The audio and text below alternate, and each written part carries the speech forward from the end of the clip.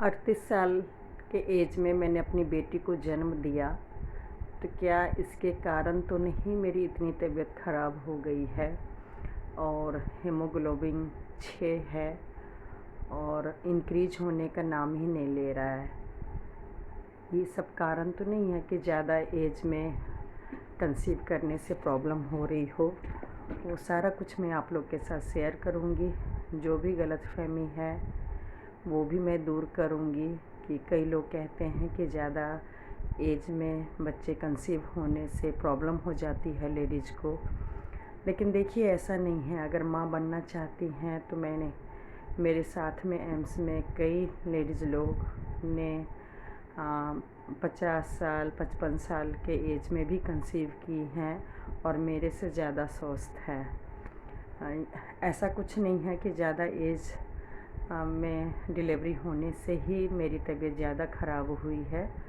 बहुत से कारण हैं और सबसे बड़ा कारण तो कंसीव जब मेरा डिलीवरी हुआ था तो लॉकडाउन के टाइम पे मतलब मुझे हीमोग्लोबिन कम थी, लेकिन मुझे डिस्चार्ज इसलिए करना पड़ा क्योंकि मेरे हस्बैंड को डायबिटीज़ है और कोई भी रिलेटिव उस टाइम पे तो आ नहीं सकते थे। सभी को पता है कि कितनी प्रॉब्लम थी, तो जिसके कारण डॉक्टर ने बोला खाने पीने पे ध्यान देना और फिर मजबूरी में डिस्चार्ज कर दिए। लेकिन हो गया उल्टा। जब से मेरी बेटी हुई तो काफ़ी कुछ मैं बता चुकी हूँ और आगे भी धीरे धीरे बताऊँगी। लेकिन मैं अपने पे बिल्कुल भी ध्यान नहीं दी और बहुत ज़्यादा निगेटिव में रही। और अभी काफ़ी इलाज चल रहा है और लॉन्ग टाइम अगर आपके शरीर में ब्लड की कमी है तो धीरे धीरे एनीमिया हो जाता है और वही मुझे हो गया है। ब्लड की बहुत ज़्यादा कमी हो गई है और काफ़ी जूस पी, सारा मैं वीडियो भी शेयर की थी पहले। दवाई तो मेडिसिन ले ही रही हूँ, लेकिन फिर भी थोड़ा भी इंक्रीज नहीं हुआ, तो जिसके कारण थोड़ा टेंशन में हूँ, परेशान हूँ कि आखिर इंक्रीज क्यों नहीं हो रहा है। और फिर से डॉक्टर काफ़ी टेस्ट लिखे हैं और वही सब मैं दोबारा देने आई हूँ, तो वही सब मैं शेयर कर रही हूँ। बीच में मैं अब वीडियो नहीं बना पा रही हूँ क्योंकि अगर मैं अभी सीरियस नहीं हुई अपनी तबीयत को लेके तो आगे चल के फिर बहुत ज़्यादा प्रॉब्लम होगी।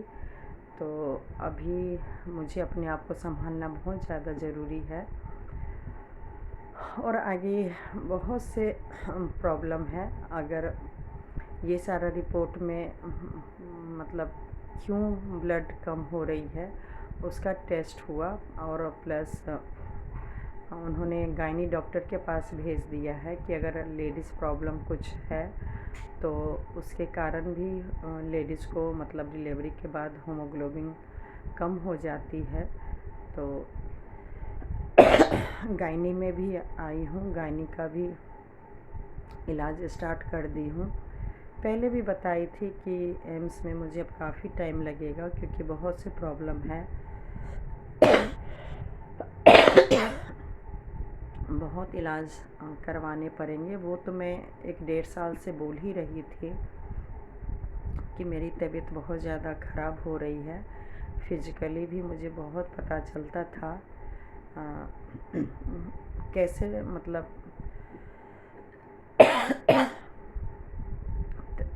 तय करेंगे कि हीमोग्लोबिन कम है। तो एक तो सबसे पहले चक्कर आते हैं और चेहरा पूरा पीला पड़ जाता है, आँख यहाँ तक कि दांत के मसूड़े, नाखून बहुत पीलापन होने लगता है और चेहरा बिल्कुल मुरझा जाता है, ग्लो नाम की चीज़ नहीं होती है। तो ये सब था, लेकिन बिल्कुल भी मैंने ध्यान नहीं दिया क्योंकि घर से बाहर कहीं जाना नहीं होता था, तो मैं तैयार भी नहीं होती थी और शीशा में भी उतना नहीं देखती थी अपने आप को। नहीं समझ पाई कि मुझे इतना प्रॉब्लम होगा, लेकिन प्रॉब्लम तो बहुत था। देखिए, काफ़ी सारा दवाई तो दिए हैं, लेकिन अभी कुछ भी फ़ायदा तो नहीं हुआ है। और ये सारा प्रॉब्लम मेरी लापरवाही तो नहीं कह सकते। मेरी काफ़ी वीडियो में है कि मैं बता रही थी कि मेरी बेटी थोड़ा बड़ी होगी, फिर प्ले स्कूल में जाएगी, तो फिर मैं उसे छोड़ के एम्स जाऊंगी इलाज करवाने। और कई बार फ़ोन आया था, मेरे मोबाइल पे भी आया था, मेरे हस्बैंड के भी मोबाइल पे आया था। सोचिए, एम के हॉस्पिटल से डॉक्टर फ़ोन करते थे, लेकिन फिर भी मेरे हस्बैंड ध्यान नहीं दिए। मैं बोलती थी कि मेरा केस नॉर्मल नहीं है और मुझे इलाज की ज़रूरत है, लेकिन आ, मतलब क्या बोलूँ, हस्बैंड भी नहीं समझ पाए। और एक ही बस समस्या थी, छोटी बेटी को रखना, बाकी कोई समस्या नहीं थी। अगर मेरे हस्बैंड नहीं मेरे साथ जाते तो भी मुझे कोई दिक्कत नहीं है। कंसीव के टाइम पे भी मैं कई साल अकेले ही गई हूँ और आज भी मैं अकेले ही जा रही हूँ। ऐसा नहीं है कि हस्बैंड मेरे साथ आ रहे हैं, मैं ब्लड सैंपल दे रही हूँ या कई डिपार्टमेंट में इलाज करा रही हूँ तो हस्बैंड मेरे साथ होते हैं, ऐसा कुछ भी नहीं है। सिर्फ छोटी बेटी को रखने की समस्या थी, जो कि मैं यूट्यूब में भी कई बार बोली, कई रिलेटिव से भी मतलब पता था सभी को कि मुझे इलाज की ज़रूरत है। लेकिन क्या बोलूँ, आज जितना प्रॉब्लम से मैं जूझ रही हूँ, अगर मैं हस्बैंड पे शिकायत करूँ या किसी और को ब्लेम डालूँ कि उनकी वजह से मेरी तबीयत अभी ज़्यादा ख़राब है, तो बस यही अपने आप को समझाती हूँ क्या ठीक हो जाऊँगी। अभी जो मुझे दर्द, पेन या तकलीफ़ महसूस हो रही है चलने में, जाने आने में, इतनी भीड़ में देखिए मुझे बराबर ही एम्स जाना पड़ रहा है। आज 3 महीने से ऊपर हो गए मैं मम्मी के घर से नहीं जा पा रही हूँ। लगता है कि अब रिकवर हो जाएगी, फिर जाऊँगी, लेकिन रिपोर्ट में वैसी की वैसी प्रॉब्लम रहती है, तो जिसके कारण मैं नहीं जा पा रही हूँ कि अगर मैं अपने आप को ही नहीं संभाल पाऊँगी तो फिर दोनों बेटी और हस्बैंड को क्या ध्यान दूँगी। तो बस यही मैं आप लोग के साथ शेयर करना चाह रही थी कि कई लोग ने, फ्रेंड ने बोले कि आजकल आप वीडियो सीरियस होके नहीं बना रही हैं। जैसे रेगुलर हाथ टूटने के बाद भी मैं रेगुलर काम करती थी, लेकिन अब देख रही हूँ कि काम करने का फ़िलहाल मन भी उतना नहीं कर रहा है, लेकिन अब मजाक का टाइम नहीं है। अगर मैं अभी सीरियस होके नहीं करवाऊँगी, हाथ का भी दिखा रही हूँ, फिजियोथेरेपी का टाइम तो मिलता नहीं है क्योंकि मुझे वैसे ही कई डिपार्टमेंट में जाना पड़ता है।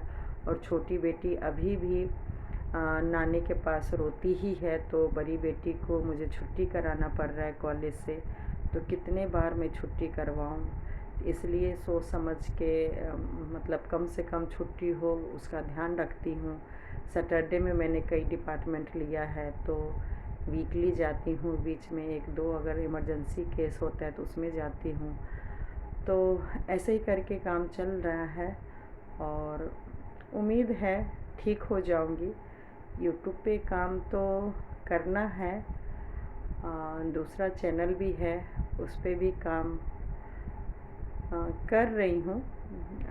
इसको भी छोड़ूंगी नहीं, लेकिन अभी फ़िलहाल कहते हैं ना, मतलब हेल्थ इज़ वेल्थ। मतलब अगर मेरा शरीर ही ठीक नहीं है, हाथ में भी मतलब प्रॉब्लम है, उसमें भी एक्सरसाइज करना पड़ता है। और तो बस इसी सब कारण से मुझे टाइम नहीं मिल रहा है, जिसके कारण मैं रेगुलर नहीं हो पा रही हूँ, वीडियो नहीं बना पा रही हूँ।